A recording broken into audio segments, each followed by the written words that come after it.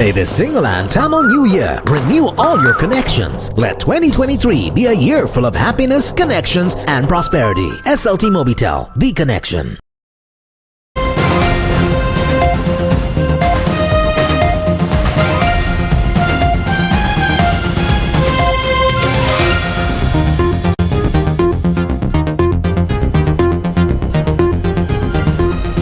Good evening and welcome to Primetime News on TV1. For the News First team, I am Shehan Ranatunga.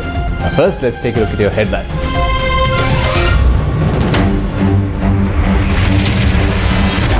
India, Japan and France to launch Sri Lanka's debt restructuring negotiation process. China warns all creditors to share the burden in Sri Lanka's debt treatment. TNA warns of land for debt attempt. Sri Lanka ready to welcome the Sinhala in Tamil New Year. Number of motor accidents during festive season on the rise. Anti-terrorism bill to be tabled in Parliament on the 25th of April. Tar-like substance washes up on the shores of Trincomalee. Environmentalist blames sludge from LNG vessel. MIPA says no. Are monkeys to be exported to China for experiments in labs?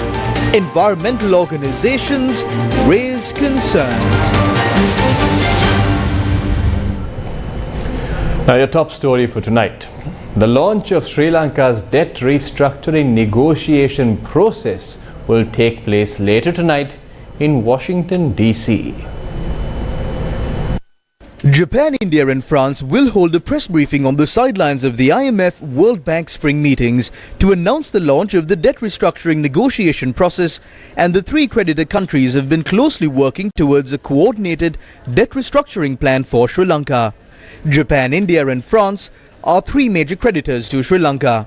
Japan will be represented by Sunichi Suzuki, Minister of Finance, and Masato Kanda, Vice Minister of Finance. India will be represented by Nirmala Sitharaman, the Minister of Finance.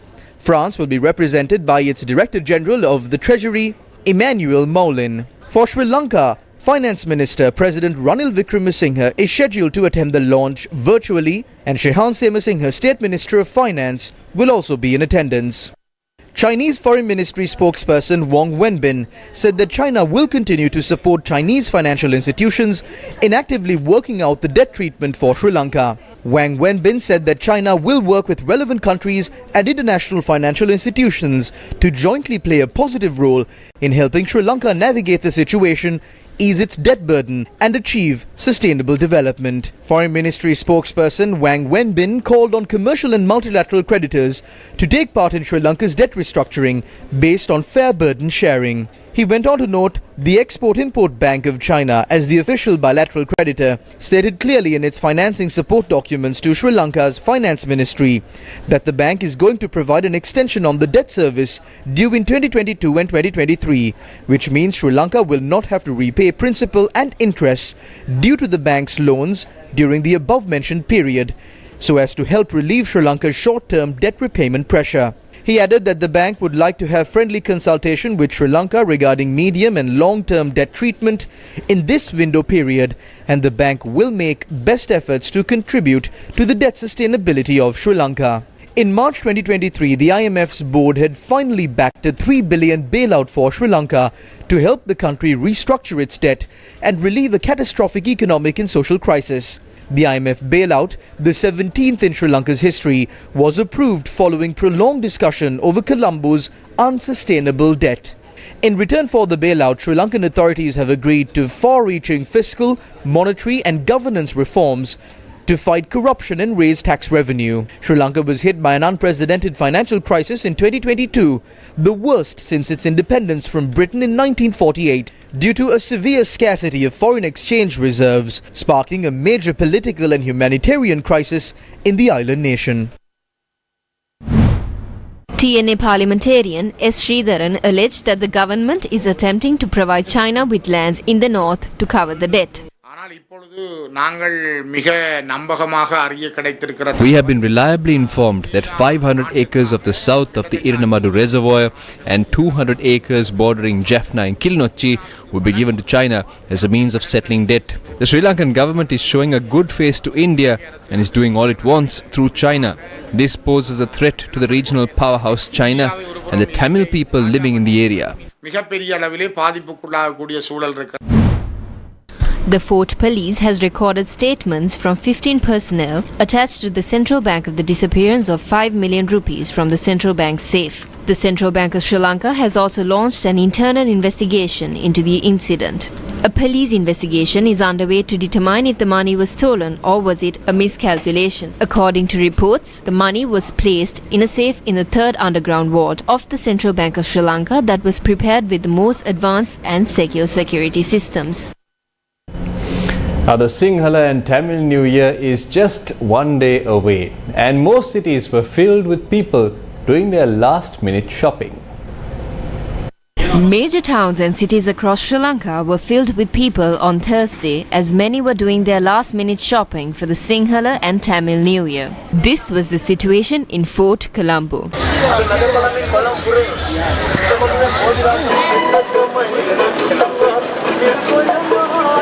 දෙසිය පනහට වික්කවා දැන් 500යි විකුණන්නේ. කෑලි 3-4 ගන්න කට්ටිය දැන් ගන්න කෑල්ලයි 2යි. ඉතින් පවතින ජීවන රටාවත් එක්ක මේ අඳින්න කරන්න උනත් තියෙන එකම තමයි අපිත් අඳින්නේ. වෙළඳාම සාමාන්‍ය තමයි තිබ්බේ. ඉතින් වෙනදාට වඩා පොඩ්ඩක් අඩු වුණා මේ පාර. අවුරුද්ද හොඳයි. සල්ලි තමයි මදි. අවුරුද්ද ගන්න හරි අමාරුවෙන් යන්නේ. ඔව් මේ බඩු නෑ, කන්න නෑ. ටිකක් විතර හොඳයි. People in Kurunegala were also seen doing their last-minute shopping for the new year. අවුරුද්ද හොඳයි. වෙළඳාම නෑ. මිනිස්සුන්ට සල්ලි නෑ. වරදක් නැති සල්ලි ඇතිකම තමයි තියෙන්නේ. හැමෝටම. වෙළඳාම අන්තිමයි. බිස්නස් ඇත්තෙම නෑ. වෙනද ගිය අවුරුද්දේ සාමාන්‍ය තත්ත්වයක් තිබ්බා. මේ අවුරුද්දේ නම් කිසිම දෙයක් නෑ. කර ගියාකට දෙයක් නෑ. මිනිස්සු බඩුවක් ගන්න දෙන්නේ නෑ. එළවලු ගන්න බෑ. මිනිස්සුන්ට කන්න අද කෙහෙල් ගෙඩියක් නෑ. කෙහෙල් ගෙඩි කෝලි කුට්ටු කියලා දෙනවා රුපියල් 850ට 900ට. අවුරුද්දක් නෙවෙයි මේක. The people in Kandy were also seen preparing to welcome the Sinhala and Tamil New Year.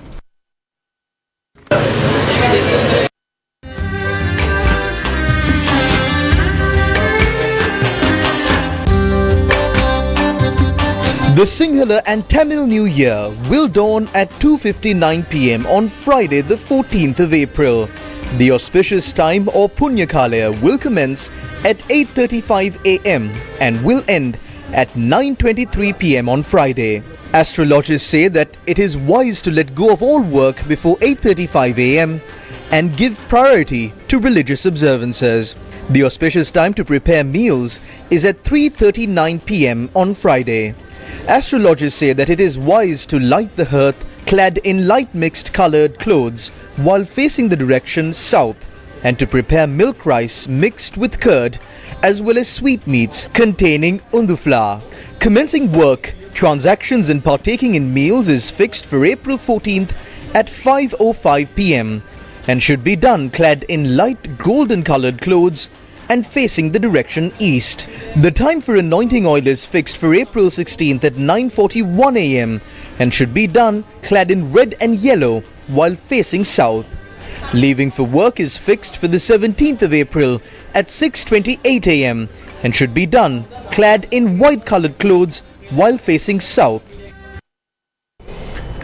The number of motor accidents reported during the holiday season has seen a daily increase. Multiple motor accidents were reported from across Sri Lanka over the past 24 hours. A venerable Thera and 2 others were injured following a train-car collision at the railway crossing next to the Rohana Balika Vidyalaya in Dodamduwa on Thursday morning. 2 venerable Theras and 2 other men were inside the car when it collided with the train heading from Mathura to Vaunia. සේෆ්ටියක් නැහැ light පත් වෙනවා නිතරම පත් වෙනවනේ මේ ඇයි ඇවිල්ලා එකපාරටම කාර් එකේ ඉස්සරහ රෝඩ් දෙක විතරක් වීල් උඩ තිබුණා එතකොට කට්ටිය කිව්වා කෝච්චියක් එනවා කියලා නමුත් අපි පිටිපස්සේ මම ඒ පිටිපස්සේ හිටියේ එයාට ගන්න බැරි වුණා. One person was injured when a fuel tanker met with an accident in Kubalwela on the Bandaravela Badulla main road. News First correspondents said that 3 houses and a restaurant were also damaged in the accident, which was caused by faulty brakes. A three-wheeler met with an accident early on Thursday morning in Kudagama along the Hatton Nuwara main road. The driver of the three-wheeler sustained minor injuries, and Sri Lanka police said that the driver falling asleep at the wheel led to the accident. In addition to the driver, his wife and 2-year-old child were also in the three-wheeler at the time of the accident.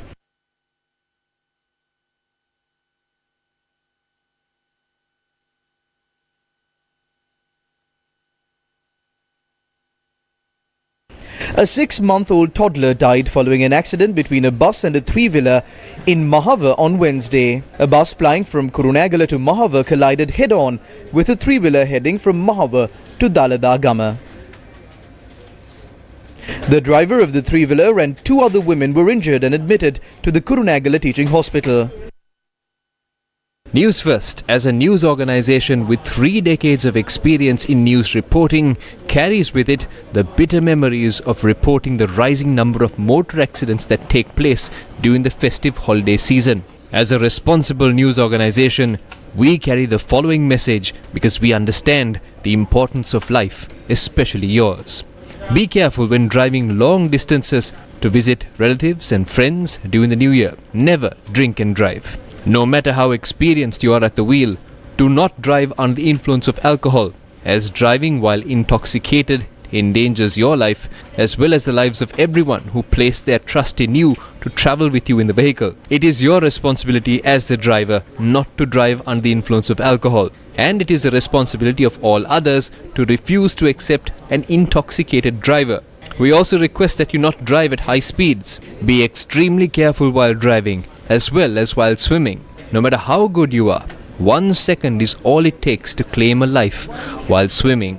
We also ask you to follow safety measures while using fireworks and pay extra attention as adults when children are handling or observing fireworks. For those of you who are preparing for the new year, we emphasize all these points because your life is important to us.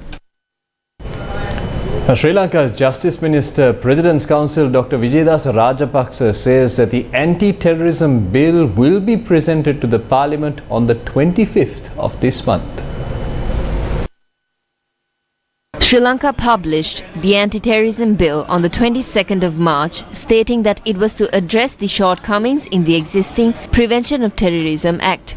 However, several provisions in the new bill have drawn widespread criticism. Sri Lanka's Justice Minister, President's Council Dr. Vijayadasa Rajapaksa said the anti-terrorism bill was scheduled to be tabled in Parliament on the 4th of April. However, considering the requests put forward by multiple factions, the tabling of the bill was delayed. Minister Rajapaksa said that a request made to include the anti-terrorism bill to the Parliament agenda for the 25th of April so that it can be tabled in the House. Sri Lanka's Justice Minister, President's Council Dr. Vijayadasa Rajapaksa said the proposed anti-corruption bill will be tabled in Parliament during the first week of May 2023.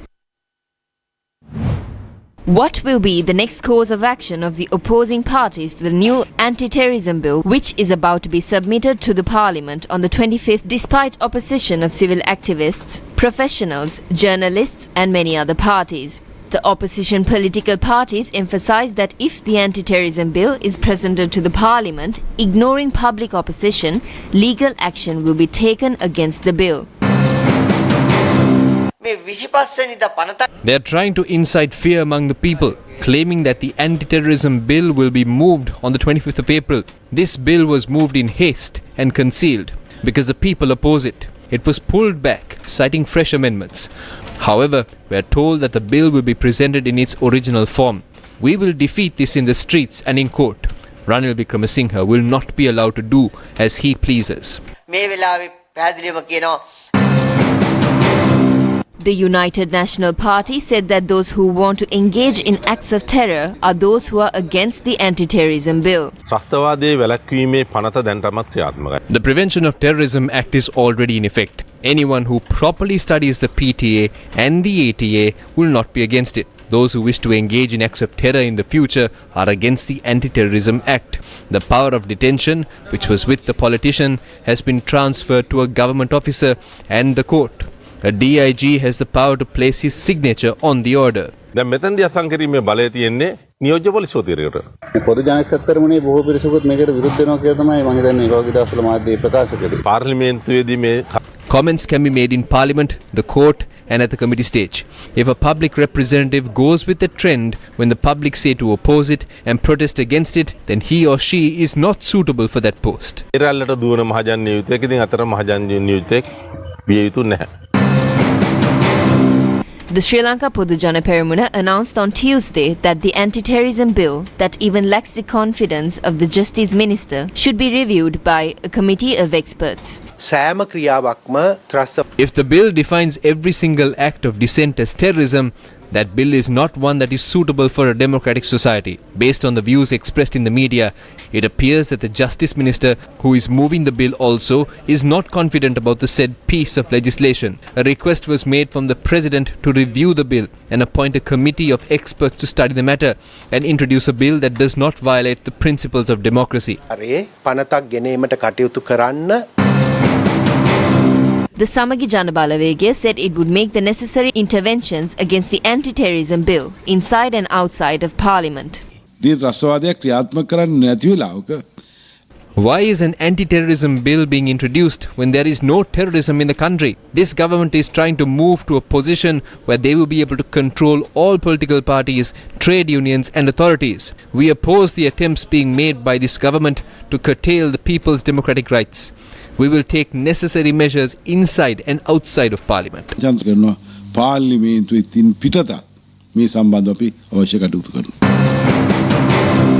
The Freedom People's Alliance said it would form a new force to counter the anti-terrorism bill.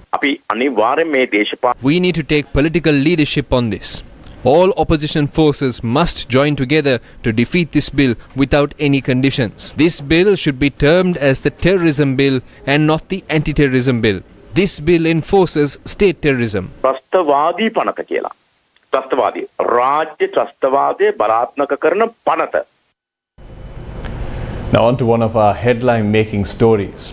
Sri Lanka's Marine Environment Protection Authority, also known as MIPA, has obtained samples to determine the exact nature of the tar-like substance that washed up on the shores of Trincomalee.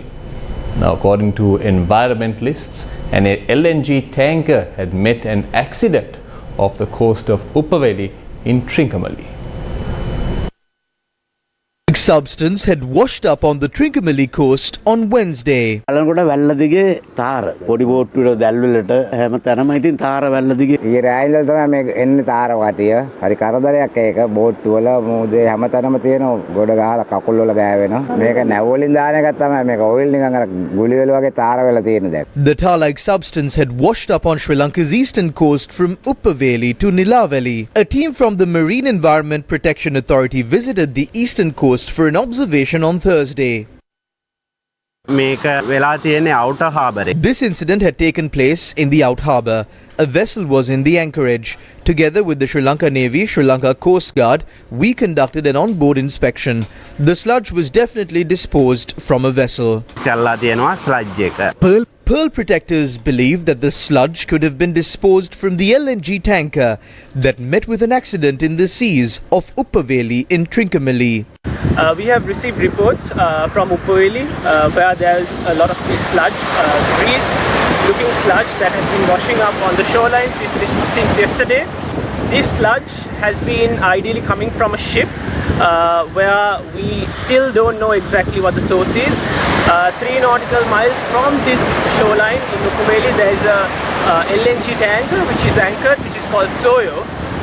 It is yet to be determined what the exact source is, but the impact from this sludge is quite severe, both environmentally and economically. Environmentally, this area is at a sensitive marine ecosystem area, Pigeon Island, which is a marine protected area, and Nilaveli, Uppaveli, Trincomalee, and there are many coral reefs around this. There are many species of whales inhabiting this area. So this sludge definitely will have an impact on all these marine animals and the marine environment around this area. Economically, this is the season of the east just starting. So a lot of travelers, visitors, guests have been traveling to Trincomalee, especially during this New Year season. A lot of travelers have been there. However, the Marine Environment Protection Authority in a statement noted that there was no information to suggest that the slug was disposed from the South Korean flagged LNG tanker Soyo that was anchored in the out harbour of Trincomalee. However, MIPA personnel had obtained samples from the vessel and the beach and sent them to laboratories for further testing. Do you remember? It's been 2 years since the Express Pearl disaster took place in the seas of Sri Lanka. The ship caught fire with 81 containers that contained hazardous cargo that included 25 metric tons of nitric acid. The destruction caused cannot be put into words and continues to impact the sea of Sri Lanka. The destruction caused cannot be fathomed and continues to impact the sea of Sri Lanka. The plastic nurdles on board the ship ended up scattered across hundreds of kilometers along the shoreline of Sri Lanka. Over 200 turtle carcasses washed up on Sri Lankan shores following the maritime disaster, while many more marine life were destroyed. Sri Lankan fishermen were left helpless, and the disruption caused to their livelihoods continues to plague them to this very day. Do you remember? We know that the IMF bailout package is about $2.9 billion. We can secure about 3 times that amount as compensation for the destruction caused by this incident. The damage caused by this incident is not a minor one. The largest plastic pollution was caused by the Express Pearl disaster. Do you remember the MT New Diamond crude carrier? The 3rd of September 2020. Extensive damage was caused to Sri Lanka following the fire that broke out on board the MT New Diamond crude carrier. Although the shipping company had to pay a sum of 442 million rupees for the damaged cause and for the services provided to douse the fire, the company had only paid a fraction of that amount. All of these incidents caused irreparable damage to the exclusive economic zone of the island, known as the Sea of Sri Lanka. Why don't responsible officials and public representatives in the country understand the importance of this part of Sri Lanka that is of significant value to the nation, both environmentally and economically? For your attention. Now in other news, some wildlife and environmental protection organizations issued a joint statement claiming that there is a possibility that the torque macaw monkeys that would be exported from Sri Lanka to China will be used for laboratory testing. They point out that there is a high demand for monkeys for this purpose in the United States and European nations. The Wildlife and Nature Protection Association, Centre for Environmental Justice, Federation of Environmental Organizations and Rare Sri Lanka issued a joint statement expressing concern over the attempts to export torque macaw monkeys. The statement points out that although authorities claim that the population of monkeys in Sri Lanka is growing rapidly, no study has been conducted to substantiate that claim. These organizations point out that there are only 18 zoos in China that could accommodate torque macaw monkeys, and according to the proposed scheme, one zoo would have to accommodate approximately 5,000 torque macaw monkeys. They stress that therefore, the claim that these monkeys are exported to be placed at zoos in China is unacceptable. The organization questioned the ethical nature of this proposed program and request that a proper study be conducted with the participation of qualified researchers and scientists. The organizations point out that if a mistake is made, the adverse impacts caused by it will last for generations to come. They also point out that this is not a time for cheap politicians, but a time for intelligent state leaders. Meanwhile, the Centre for Environmental Justice convened a media briefing and stressed that the Minister of Agriculture has no power to decide on the export of wild animals. According to the law of Sri Lanka, if animals are to be transferred from one zoo to another, they have to be born in that zoo. Under the laws that govern wildlife in Sri Lanka, They have no power to export animals born in the wild. Also, it is the Director General of the Wildlife Department who should decide on the ownership of wild animals. The Minister of Agriculture has no power to give any recommendations on the matter. We propose that this decision be reversed immediately. Also, if that is not done, we will have to take appropriate legal action against this. We will also have to work with international organizations in this regard. අපි සිද්ධ කරන්නට සිදු වෙනවයි කියන එකත් අපි මේ අවස්ථාවේ සඳහන් කළ යුතු වෙනවා. Sri Lankan authorities have confirmed that the white fly pest affecting coconut cultivation has spread across 80% of the coconut plantations in the country. Now, did this white fly pest come to Sri Lanka from India?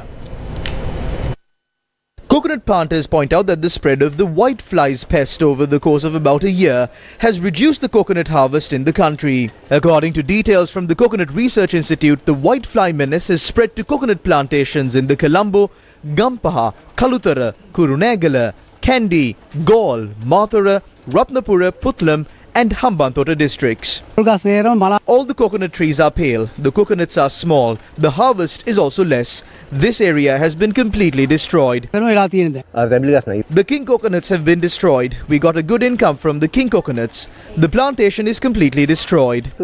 What really is this white fly menace? There are 4 types of species identified as whiteflies. One of these species are specifically affecting the coconut plantation, and it was reported for the first time in Sri Lanka. This has been reported in other countries in the past.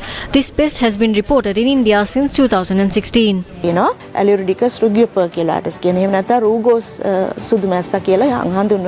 Did this pest come to Sri Lanka from India? There are pictures on Facebook of beautiful coconut trees, and they claim that these are variations from India and Thailand and that they can produce a harvest of about 100 to 150 coconuts. Sri Lankans see this and bring down these plants to Sri Lanka. They are not brought down through airports, but on boats. The people are ignorant and think that if you can plant those trees in Sri Lanka, they will grow the same way. But that is not true. There are reasons to believe that this pest came to Sri Lanka due to such activities. What should be done to prevent the spread of white flies across coconut plantations in Sri Lanka? We have recommended for neem and oil to be mixed with soap powder and sprayed on the leaves of the coconut tree. But multinational companies are trying various artificial oils to get rid of this pest. But the spraying of these artificial oils could cause the destruction of certain predators who have been released to combat whiteflies and further cause the death of many other insects and destroy the ecosystem.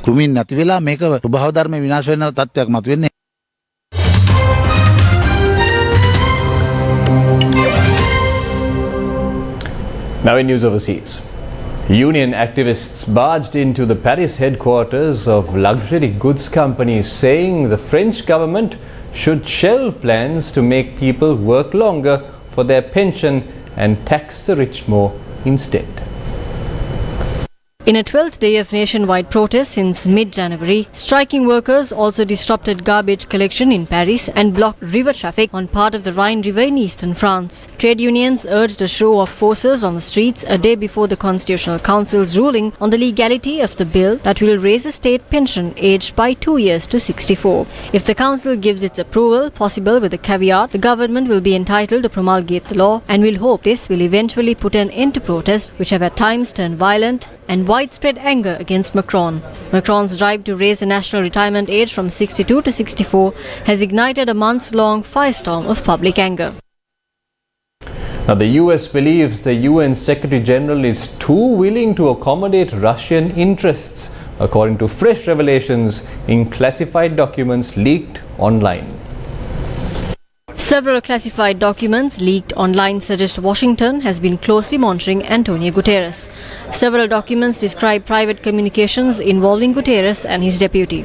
It is the latest from a leak of secret documents which US officials are scrambling to get to the bottom of. The documents contain candid observations of Guterres about the war in Ukraine and a number of African leaders. One leaked document focuses on the Black Sea grain deal brokered by UN and Turkey in July following fears of a global food crisis. UN officials are clearly unhappy with America's interpretation of Guterres' efforts, and they say that Guterres has made his opposition to Russia's war very clear.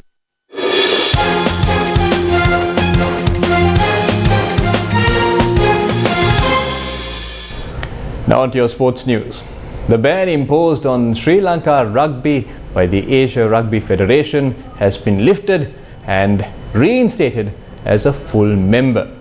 A statement issued by the Ministry of Sports states that the chairman of the Asia Rugby Federation, K.S. Al-Dalai, had written to the Sports Minister of Sri Lanka informing him that the ban imposed on Sri Lanka Rugby has been lifted. Now, according to the statement, the chairman of Asia Rugby was responding to a letter sent by Sri Lanka's Sports Minister. Sri Lanka is now eligible to participate in international rugby tournaments. Now, the Minister of Sports had recently appointed a standing committee to stabilize the administrative structure of Sri Lanka Rugby. In the meantime, Sri Lanka and Ireland were seen at practice sessions ahead of the first test later this week. The Sri Lanka and Ireland cricket teams took to the nets at the Galle International Cricket Stadium. Sri Lanka Cricket announced the 15-man squad for the first test against Ireland on Wednesday. Oshada Fernando, Niroshan Dickwella and Shamika Karunaratne, who played in the test series in New Zealand, have been dropped for the series against Ireland. They were replaced with Sadira Samaravikrama, Lasith Ambuldennia and Dushan Hemanta. The Galle International Cricket Stadium, with a seating capacity of over 30,000, has played host to 41 test matches, and Sri Lanka won 23 of them. Sri Lanka lost 11 of these games and drew the remaining encounters. Ireland captain Andrew Balbini will lead his side to a test series against Sri Lanka for the very first time. After securing test status in 2018, Ireland have played in 4 test series against Pakistan, Afghanistan, England and Bangladesh. However, they failed to win a single game and will enter the series against Sri Lanka with the aim of securing their first test victory. The first test of the 2-match series will be played from 16th to 20th April 2023.